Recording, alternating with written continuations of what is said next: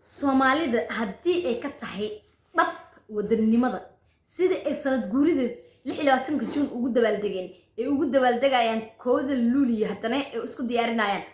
dhammaan ummadda Soomaaliyeed haddii ay ka ahaan lahayd si sax wadannimo ay ka ahaan lahayd yaareed anaga heeraan gaari lahayn heer ayaan gaari lahayn laakiin soo naqaana sidan calamada ugu labisano oo aan meelaheena ugu muujino oo aan ugu jeesno aan u soo bandhigno laakiin managa aha wadannimo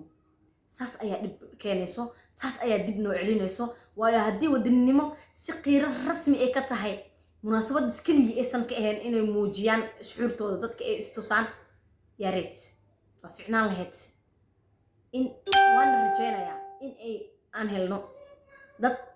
boqolkiiba 90 wadani wada ah. السلام عليكم ورحمة الله وبركاته. ما إدي سلام على أمد الصومال الملك استأجرتان وحا إدي الله هاي همبليو لحي لو أتنك جون وانا ديو همبليينا واسكو همبليينا يا وانا كودو همبليينا ساس بيانو ما شاء الله وإدي جعل هاي دمان أمد الصوماليات قف كستا كي مروجيسن إلهي مروجده هكا قادو كان فرحسن إلهي فرحدها أسياديو كان حنوسن إلهي سبحانه وتعالى عافمات السيو كانوا عافمات قبنا الله أسياديو dhammaan hooyooyinka ilmahooda duurka ugu jira ilaahay u soo celiyo ilaahayna ha ugu dhiga baari dhammaan hooyooyinka ilmahooda cadow gacanta ugu haysto iyo aabayaasha cadow gacantooda ugu haya ilaahay subxaanahu wa tacaala ha ugu soo celiyo ilmahooda gacantooda allah ugu soo celiyo ay ka mid tahay walaasheen Faadimo Buraanbur Abu Maxmuud ilaahay ubadkooda ha u soo wada celiyo insha Allah aad baa idin salaamaya ummadda Soomaaliyeed meel kasta aad joogtaan waa gabadhiini Farxii Soomaali official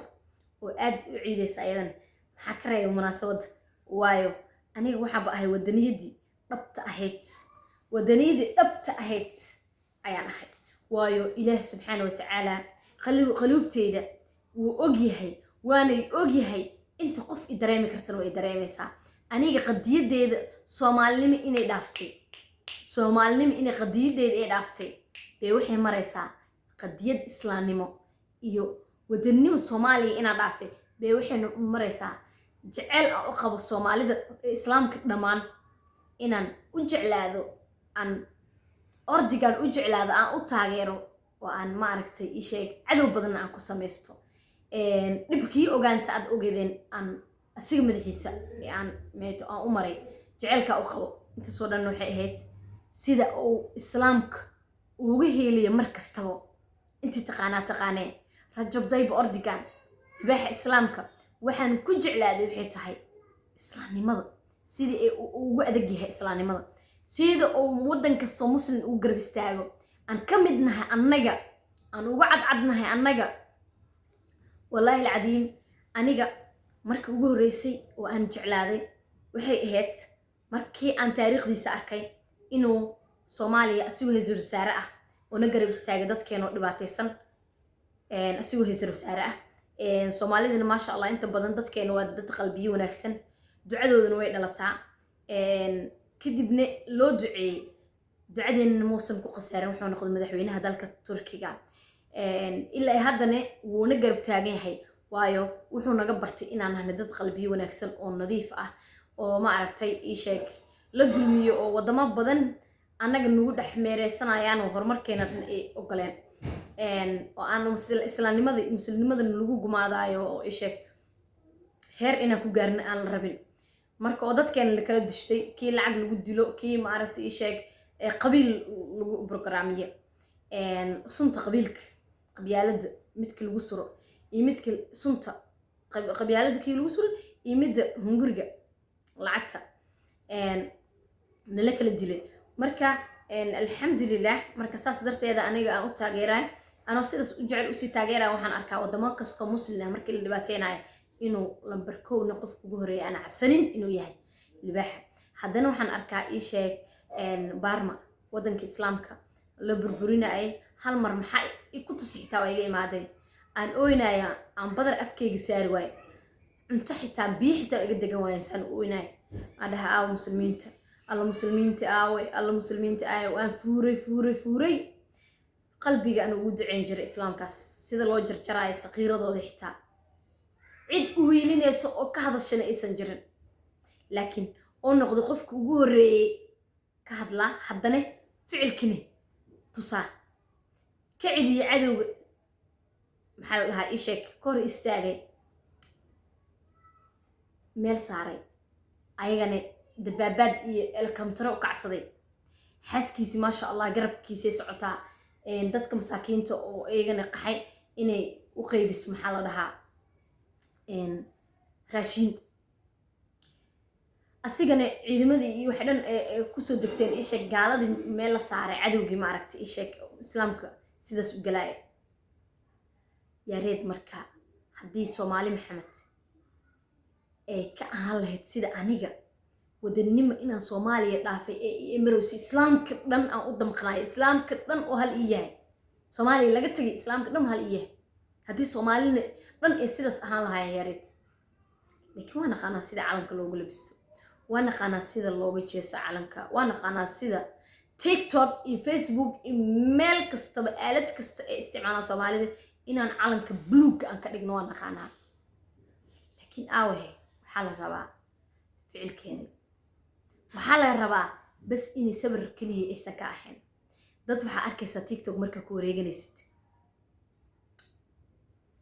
wax kale iska dhaaf qur'aanka ala shidanaya qur'aanka markii la shidanay maxaa la leeyahay oohin beenaan iska keenaa qur'aankii ilaahay baa haddana been laga sheegaa ilin been ah waxa la soo keenaa TikTok wuxuu leeyahay ninkii arkay TikTok wuxuu leeyahay wax ilmo la soo keenaa geed oo waxa jiro marka istisaartiis oo ma aragtay ilmada oo laga dareemayo cad oo waaweyn ee tahay laga dareemayo qofka inuu ilintii oo rasmiga aysan ahayn warfiiri ilinta waxaa la rabaa si qalbiyan cabsi ilaahay inaad u ooysid ee runkaa tahay qur'aanka markii acdaabta laga sheekeenayo iyo markii laga sheekeenayo siirada nabiga maxamed calayhi salaatu wasalaam aad ku ooynaysid beenta aad u saarinaysid TikTok war hooy saas lama rabo ooyintaas waa loo jeedaa inaysan waxa ahayn inay kaa tahay istutusal dhahaa taas markaad isku soo duubtid wax been ah ilin been ah may ilintu waxaa la rabaa si rasmi inay qalbigaaga ay ka imaado qur'aanka markaa shidatid qalbigaaga oohinta inay ka imaado qof dhibaataysan markaa aragtid qalbigaaga inay ka imaado oohinta qof baahan markaa aragtid qalbigaaga inay ka imaado qof xanuunsan markaa aragtid inay qalbigaaga ka imaado marka cadaabta laga sheekeenayo naarta laga sheekeenayo qalbigaaga inay cabsi aad dareento ilintaada ay ka soo daadato qalbiga sidaas ayaa la rabaa maahina ma ahan TikTok mid la saga keenayo marka wallahi waa idin jeclahay dhamaan family farxii Soomaali official laakiin wallahi sidaan u fiirinayo dadka waxaan islahay farxiyo yaa reed haddii dadkaagi sidaan ay u muujinayaan qiiradooda ee wadannimo haddii ay ka ahaan lahayd si dhab ah yaa reed heer ayaan gaari lahayn yaa reed way fiicnaan lahayd heer ayaan gaari lahayn ugu dambeyn waa idin jeclahay horta dadka Soomaaliyeed shacab kaliya waxa laga rabaa dadka wadannimo dadka inta ugu horseeda la rabi lahaa oo ah xukuumad dhan oo ah dawlad oo shaati qaran wato ayaa qabiil ku dhaqmaaya ayaa qabiil yaala ayaa qabiil dad wax ugu qabanaya ana wadannimo cidna wax ugu qabanaynin runta hadii la isku sheego Soomaali runtu way dhibtaa wadannimo madaxda ugu horeyso iska dhaafa shacabkee madaxda ayaa ugu horeyso inaysan wadannimo cidna wax ugu qabanin ee wax ku qabtaan qabyaalad qabiil bas wax lagu qabanaya qiiradooda ay tahay qiiro qabyaalad aysan ahayn wadannimo dad kale maxay ka rabtaa shacab maxaa ka rabtaa marka ratiga weyn meesha maro maxaa lahay ii soo saxa kan kale waa iga dhumay waxaga saan qaadkiisa asleeh igu soo qor comment waa iga dhumay kan weyn meesha maro ayuu kan yarne waxagiisa leeyahay ma la dhihi jirno marka qiirada waxaa laga rabaa inay idiga ahaato wadannimo waa idin laga horeeyaa oo dawladda ka dhisan xukuumadda Soomaaliya ka dhisan ayaa qabyaalad ah ana runta idin sheegaya run sheeg waa ceeb sheega la yiri waayo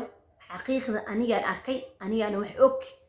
ilaahayna wuu og yahay inay wadaninimo aysan ka jirin xagga xukuumadda xitaa bilxaqiiqa aada idin jeclahay maasha allah shanta soomaaliyeed I love you waxaan rajaynayaa soomaali sida ay calanka ugu labisanayaan sida ay